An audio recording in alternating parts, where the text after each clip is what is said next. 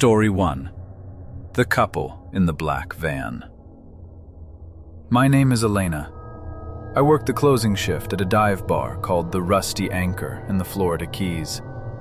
It's one of those local spots right off the overseas highway. Dim lights, sticky floors, and a jukebox that hasn't been updated since 1998. It's usually a safe gig.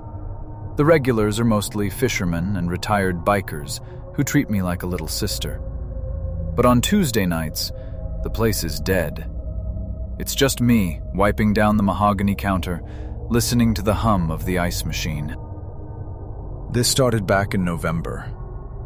It was around 1 a.m. on a Tuesday when the bell above the door jingled.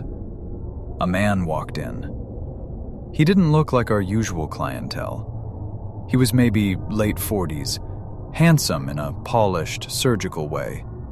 He wore a crisp linen shirt and expensive loafers. No socks. He looked like money. Not tourist money, but private island money. He sat at the far end of the bar. His posture was perfect. Too perfect. Macallan 18, neat, he said. His voice was smooth, like velvet over gravel. I poured the drink. He smiled. A practiced, charming smile that didn't quite reach his eyes. "Quiet night for a beautiful girl to be working alone," he commented. I gave him my standard bartender reply. "Oh, my boss is in the back office cleaning his shotgun." It wasn't true, but it usually shuts down the creeps. He laughed softly. "Smart.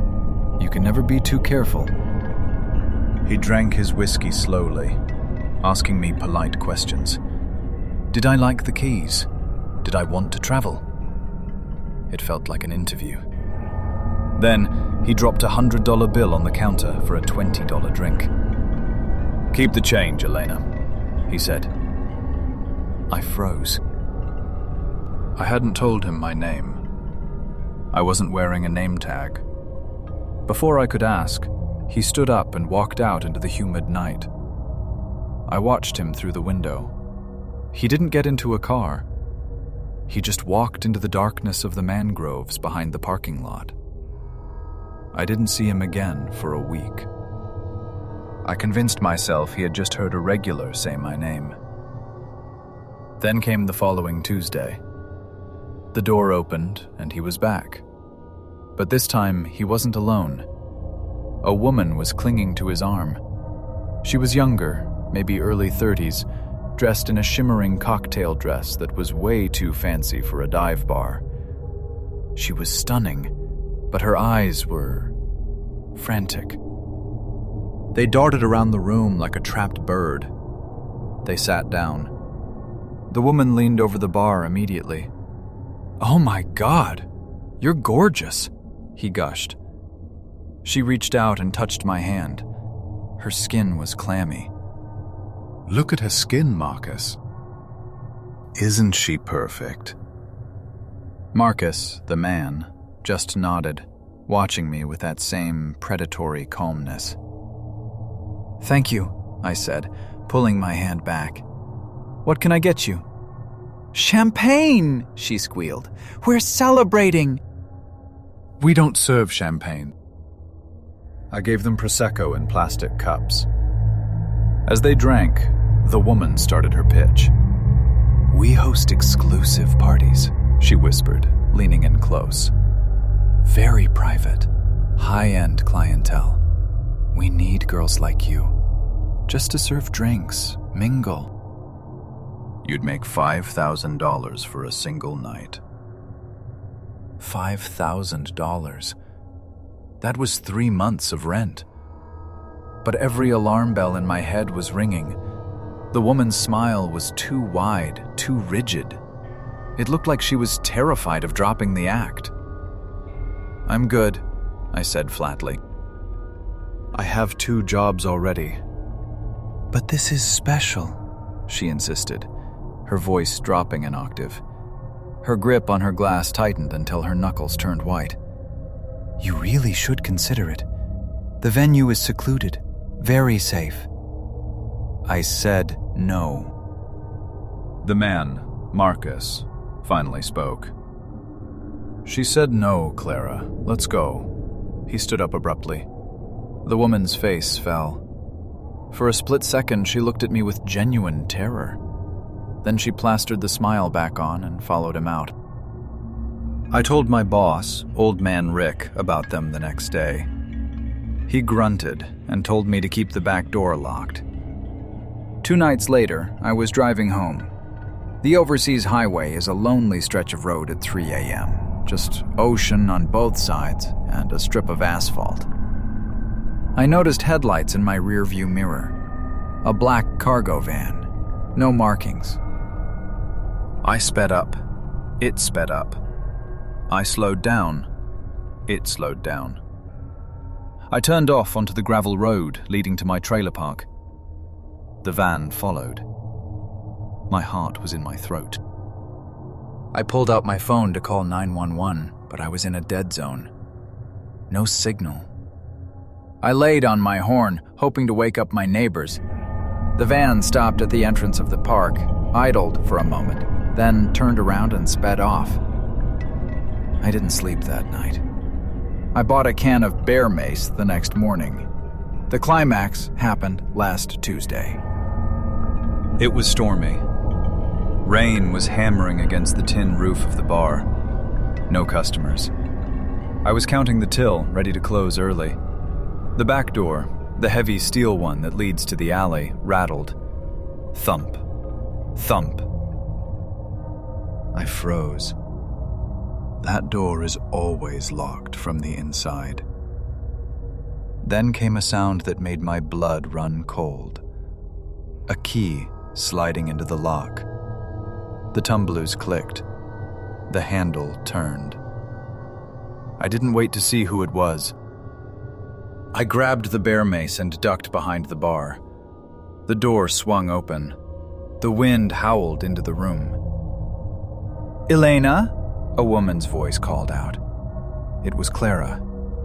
"Are you still here?" "We just want to talk." I peeked over the rim of the bar. Clara was standing in the doorway, soaked to the bone. But she wasn't alone. Behind her, 2 men in ski masks were crouching in the rain, holding zip ties. And behind them, waiting in the alley, was the black cargo van. The side door was open. The interior was lined with plastic sheeting. "Elena, come out," Clara said, her voice shaking. "Please, don't make them come find you." She wasn't recruiting me. She was bait. I hit the silent panic button under the register. Then I grabbed a bottle of Jack Daniels by the neck. "I have a gun!" I screamed. A lie. "I'm calling the cops!" One of the masked men stepped forward, pushing Clara aside. He was huge. "Grab her," he growled. He lunged over the bar. I sprayed the bear mace directly into his eyes. He screamed, clawing at his face, and fell backward, knocking over a stool. "Go, go, go!" the other man yelled. They grabbed their blinded friend and dragged him out the back door. Clara looked at me one last time, tears streaming down her face mixed with the rain, and ran after them. The van tires screeched, and they were gone. The police arrived 10 minutes later. They found the lock on the back door hadn't been picked. It had been opened with a key. A master key. It turned out the previous owner of the bar had lost a set of keys years ago. The police never found the van, or Marcus. But they did find a shallow grave in the mangroves a week later, about 10 miles north. It was the body of a young woman. She matched the description of a girl who went missing from a bar in Miami the month before. I don't work nights anymore, and I moved out of the trailer park. But sometimes, when I'm driving down the highway and I see a black van, I can't help but look at the driver. And I wonder if Clara is still in the passenger seat, smiling that terrified smile, looking for the next girl. Story 2. The Dead Zone on I-80. I used to work the graveyard shift at a truck stop off Interstate 80 in Wyoming. If you know anything about I-80, especially the stretch between Laramie and Rawlins, you know it's referred to as the Dead Zone. It's miles of nothing but sagebrush, wind, and blinding snow. It was a Tuesday in late January, about 3 a.m. The temperature was hovering around 5 degrees below zero. We hadn't seen a customer in 2 hours. Even the long-haul truckers were all asleep in their cabs out in the back lot. My job was mostly just babysitting the coffee pots and mopping the floors. To kill time, I usually stood by the front glass doors, watching the snow drift under the floodlights. I stepped outside for a smoke break. The cold was brutal. It stung my lungs instantly. I stood there for maybe 5 minutes, shivering, scanning the lot. It was empty.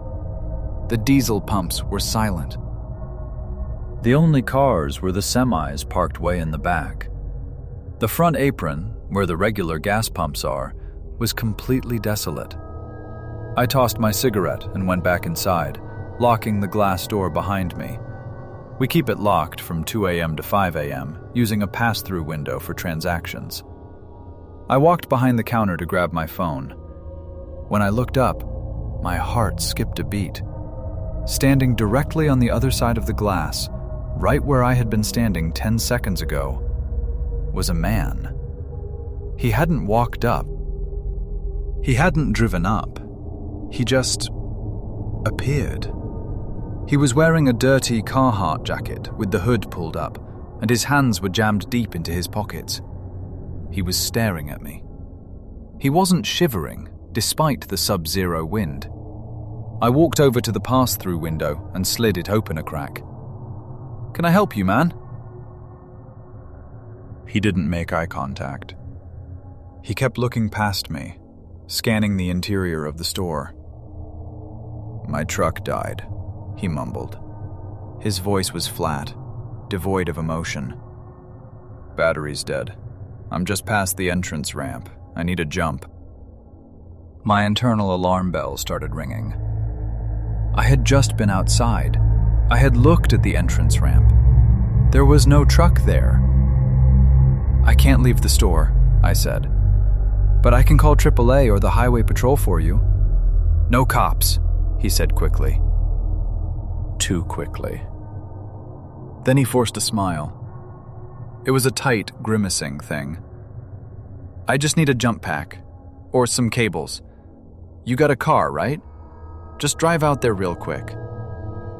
"Take 2 minutes." He shifted his weight, taking a step closer to the window. "Please, my girlfriend is freezing in the cab." That paused me. The thought of someone freezing out there was serious. "Where is the truck, exactly?" I asked. He pointed a gloved finger toward the far edge of the property, just beyond where the floodlights reached. "Right there, behind the sign." I frowned. I glanced up at the bank of security monitors hanging above the register. We have high-definition cameras that cover the entire perimeter. I looked at camera 4, which covers the entrance. Sure enough, there was a beat-up, dark sedan parked behind the large "truck stop" sign. My stomach dropped. I knew that car wasn't there when I was smoking. They must have rolled it in with the lights off, in neutral, to avoid being seen. "All right," I lied. "Let me go grab my keys from the back office." "Hurry," he said. I turned away from the window and walked into the office, but I kept my eyes glued to the monitor. I zoomed in on camera 4. The sedan was there, yes, but then I saw movement. Crouched by the rear bumper of the car was a second figure. He was holding something long and metallic, a tire iron or a pipe. And then I saw the third person. The front passenger door of the sedan was hanging open slightly. A pair of boots was sticking out, resting on the asphalt. Someone was lying across the front seat, waiting. It was a coordinated ambush. The guy at the window was the bait. He wanted to lure me out to his stranded car, where his buddies were waiting to jump me. Or worse. I slammed my hand on the silent panic button mounted under the desk. It alerts the local sheriff's department immediately. Then I grabbed the store phone and walked back out to the front counter. I held the receiver up so the guy could see it. "I called the cops," I shouted through the glass. "They're on their way." I expected him to get angry. I expected him to bang on the glass or run. Instead, his whole demeanor changed. The distressed traveler act vanished instantly. He straightened up, pulled his hands out of his pockets, and let out a laugh. A dry, chilling chuckle. He looked me right in the eye, smiled a genuine, amused smile, and tapped the glass with his knuckle. Tap, tap. "Next time," he mouthed. Then he turned and sprinted into the dark. I watched on the monitor as he reached the car. The guy with the tire iron jumped in the back, the bait jumped in the driver's seat, and they peeled out onto the highway with their lights still off. The state troopers arrived 15 minutes later. They found footprints all around the back of the building. Turns out, while the guy was distracting me at the window, the guy with the tire iron had been trying to pry open the back utility door. They ran the description of the car. It had been stolen in Nebraska 2 days prior. The owner, an elderly man, was found beaten unconscious in his driveway. The police told me that if I had walked out that door with jumper cables, I probably would have ended up in a ditch on I-80. I quit that job the next week. I work at a warehouse now, day shift only. And I never, ever stop for stranded motorists. Story 3. The Woman in Aisle 4. I work the graveyard shift at a massive 24-hour grocery supercenter just outside of Houston. It's a mindless job, restocking shelves, fronting merchandise, and listening to podcasts while the industrial floor buffer hums in the distance. At 3 a.m. on a Tuesday, the store is a ghost town. You get the occasional insomniac buying milk, or a group of stoned college kids buying snacks, but mostly it's just me and the endless rows of fluorescent lights. I was stocking the cereal aisle, aisle 4, which is right near the back of the store. It's a quiet spot, far from the registers. That's when I noticed the guy. He was standing at the end of the aisle, near the end cap display of Pop-Tarts. He was wearing a faded gray hoodie with the hood up and baggy jeans. He wasn't looking at the food.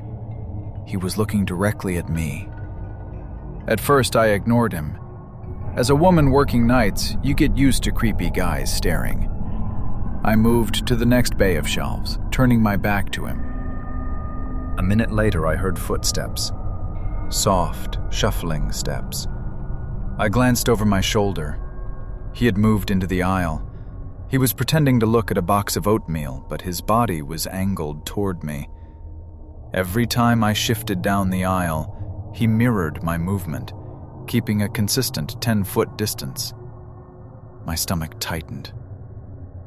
I checked for my radio, but I had left it on my cart at the other end of the aisle, right where he was standing. I decided to head toward the front of the store, toward the security guard who sits by the entrance. I started to walk briskly past him, keeping my head down. Suddenly, a hand clamped onto my bicep. I gasped, ready to scream, but a loud, cheerful female voice cut me off. "Jessica! Oh my God, girl!" "I haven't seen you since high school." I froze. A woman was standing right next to me, gripping my arm tightly. She looked incredibly trustworthy. She was wearing light blue medical scrubs, like a nurse just getting off a shift, with her hair in a messy bun.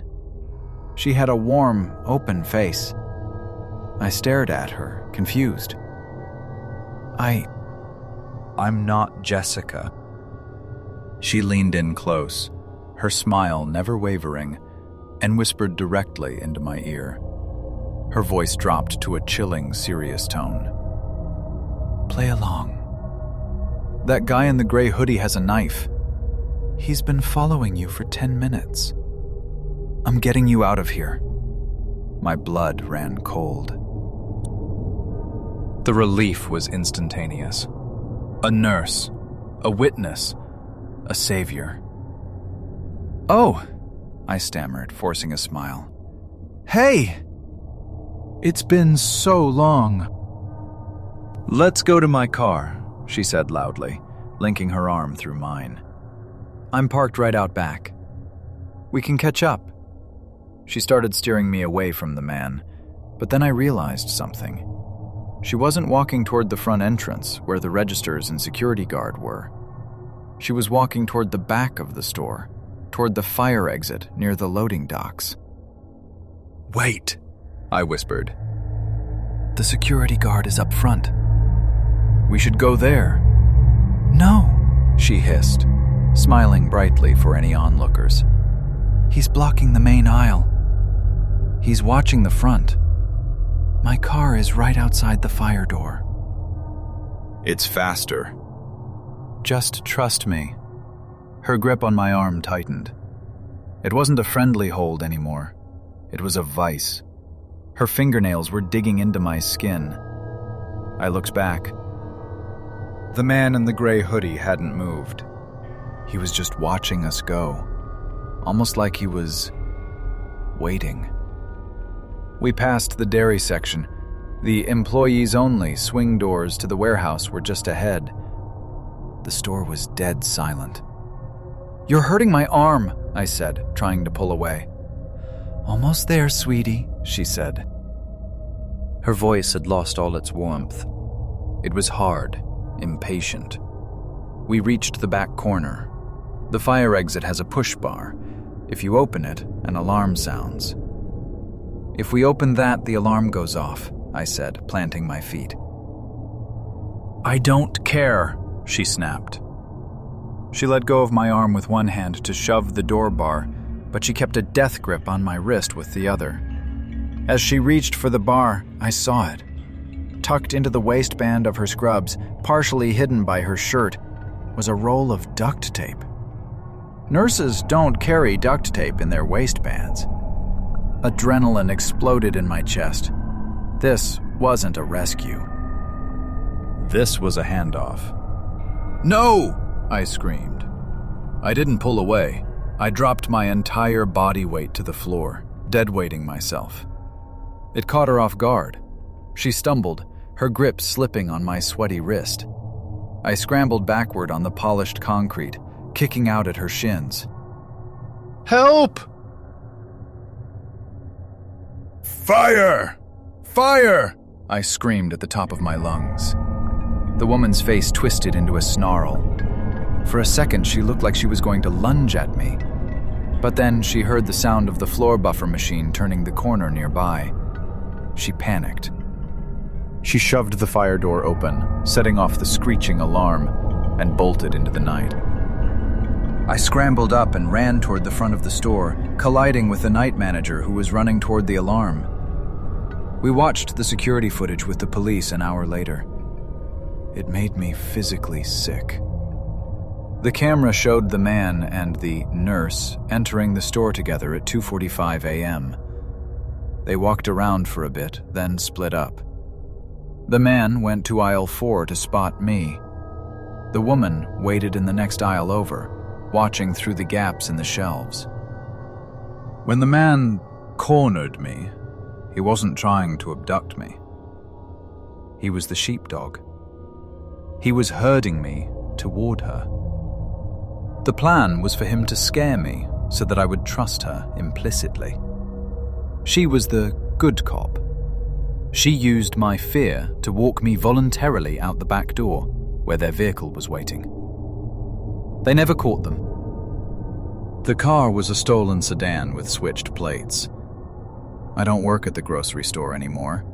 And now, whenever a stranger is a little too friendly or a little too eager to help me, I don't feel relief. I feel terror. I check their waistband, and I run.